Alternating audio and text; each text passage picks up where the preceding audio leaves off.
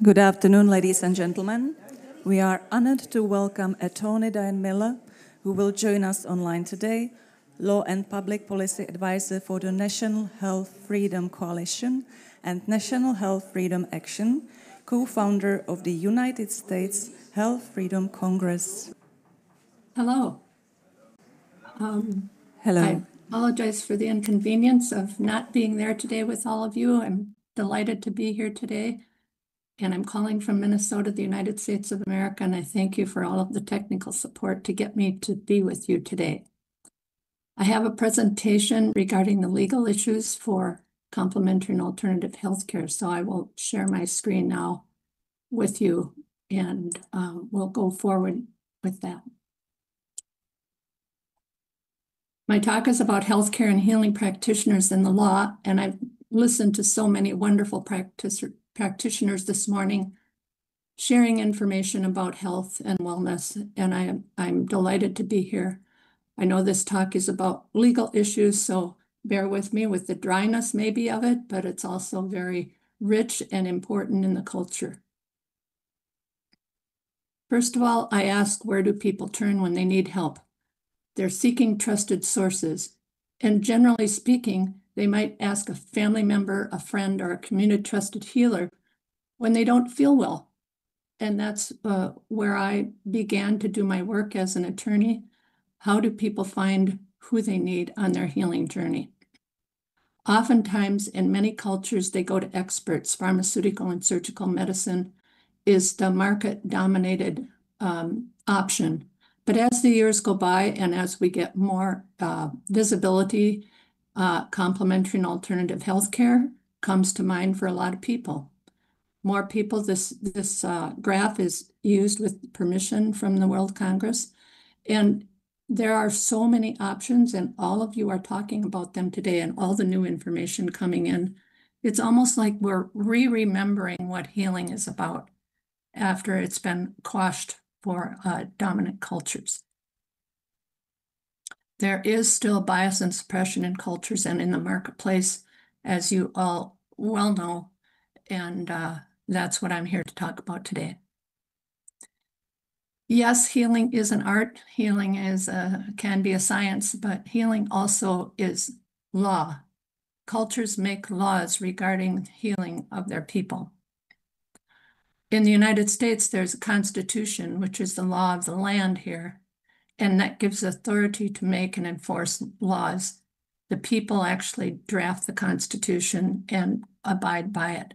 And in our culture, in the United States, we have the First Amendment. Congress shall make no law respecting an establishment of religion or prohibiting the free exercise thereof, or abridging the freedom of speech or the press or the right of people to assembly. All of these things, you would think if someone needs healing, that would be protective of their rights to do what they need in order to get well.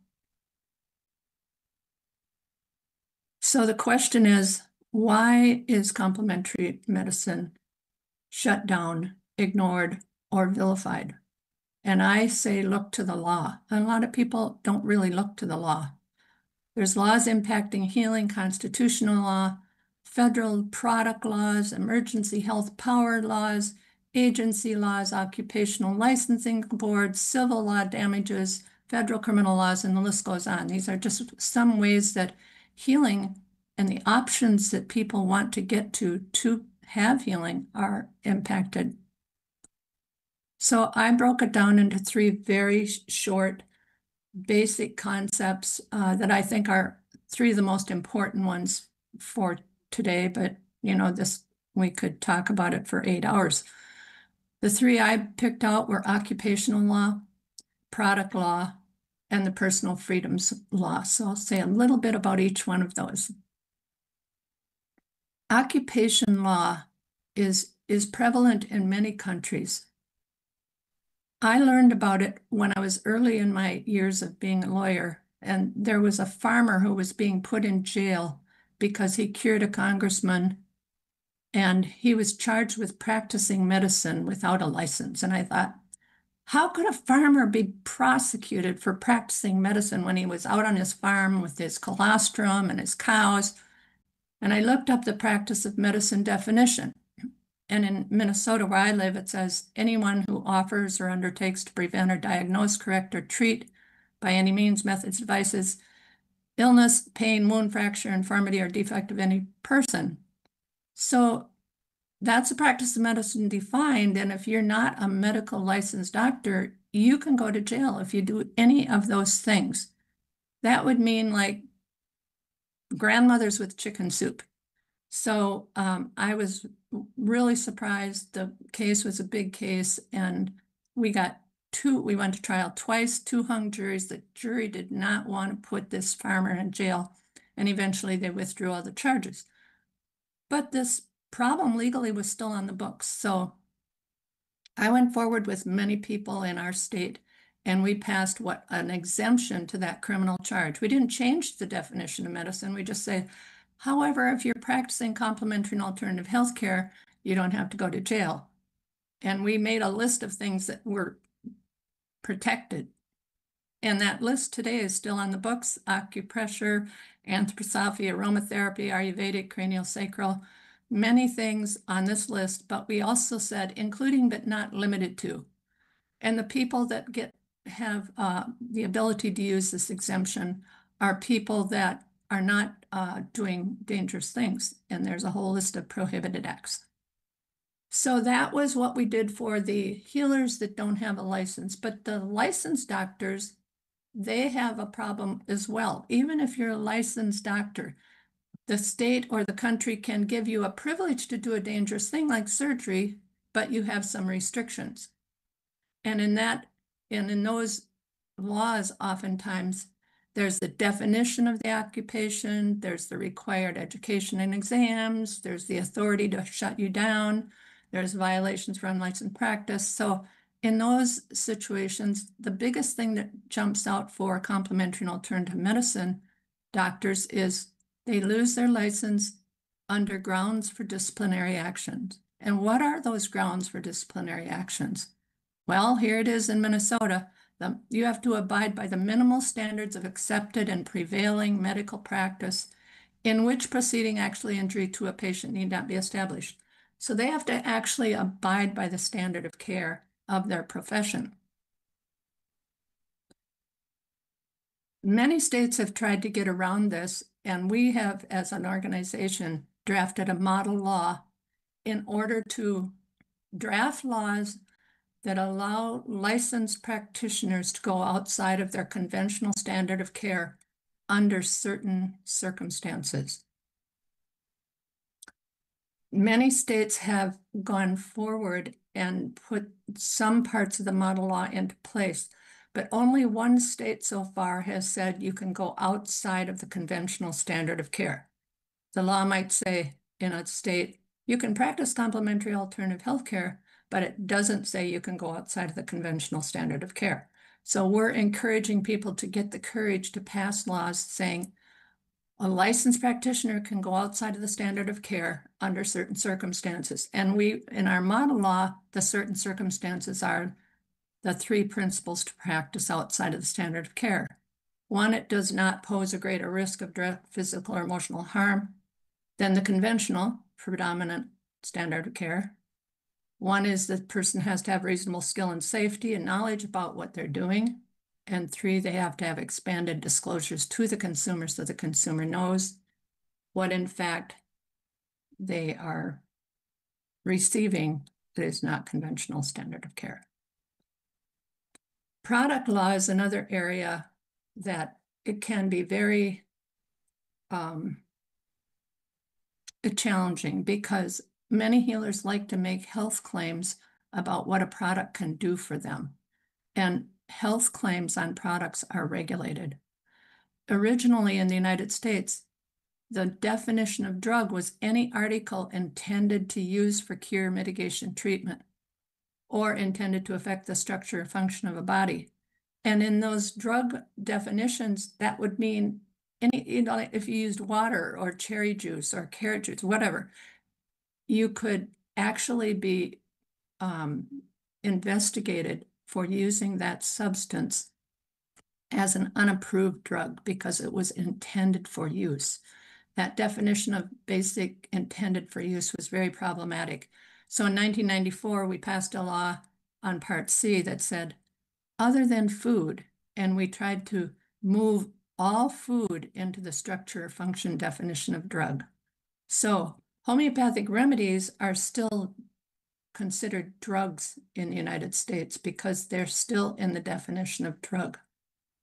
They're considered unapproved drugs, and we are working on draft model language to change the definition of homeopathic remedies so that they could be generally regarded as safe.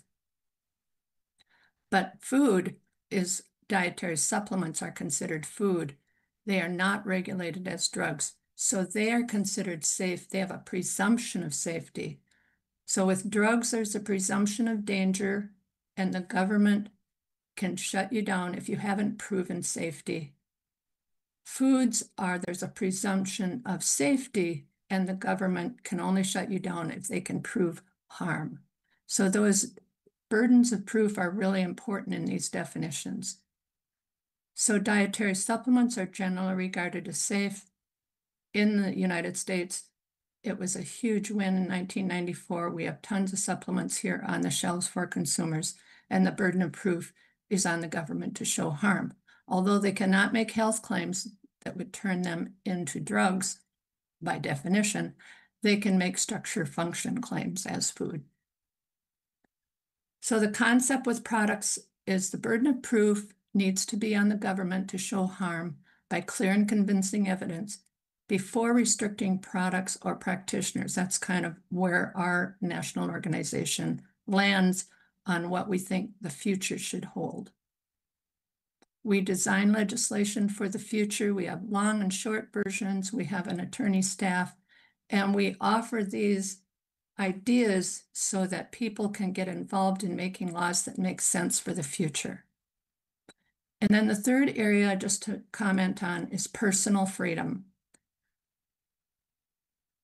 As COVID rolled out, we saw the very big effect of the laws regarding personal freedoms in our country, as well as many countries around the world. 20 years ago, our state, the small state that I lived in, tried to change the law and say that if there was a health emergency, they could force us to do all kinds of things. And we saw that bill coming 20 years ago, and we put this refusal of treatment section into the bill in Minnesota. We thought everybody was doing that around the world, but they weren't. And our refusal of treatment said that individuals have a fundamental right to refuse medical treatments, testing, mental exams, all kinds of things, even in the face of emergencies. So this personal freedom refusal of treatment was one of the only ones available in COVID, and they were challenged.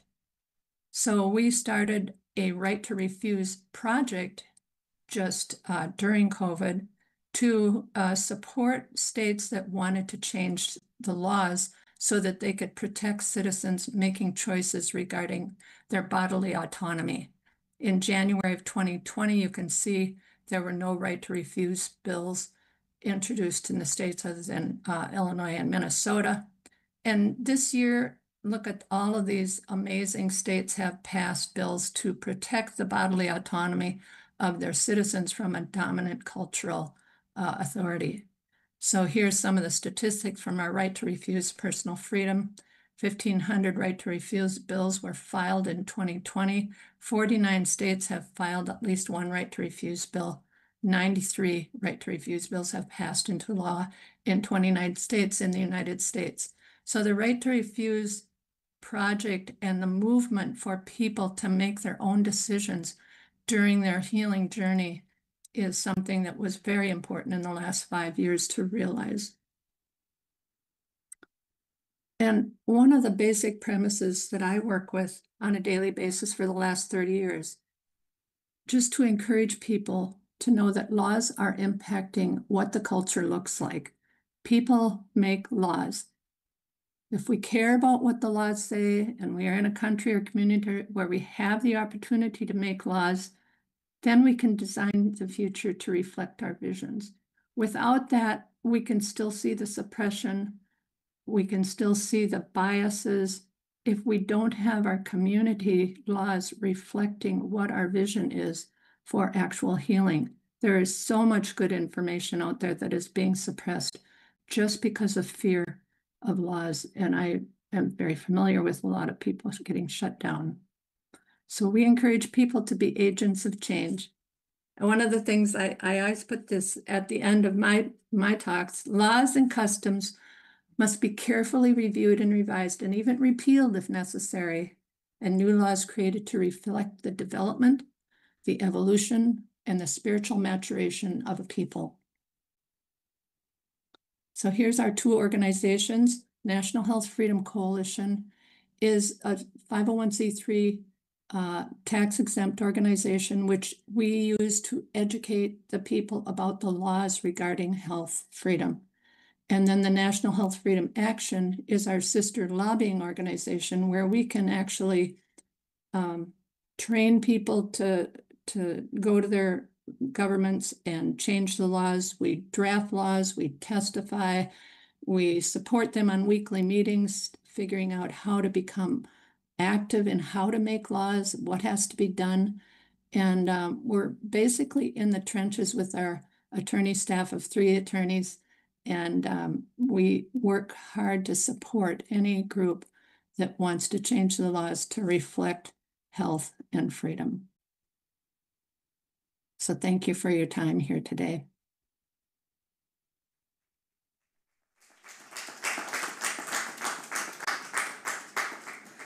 Thank you, Dr. Miller, for your inspiring words.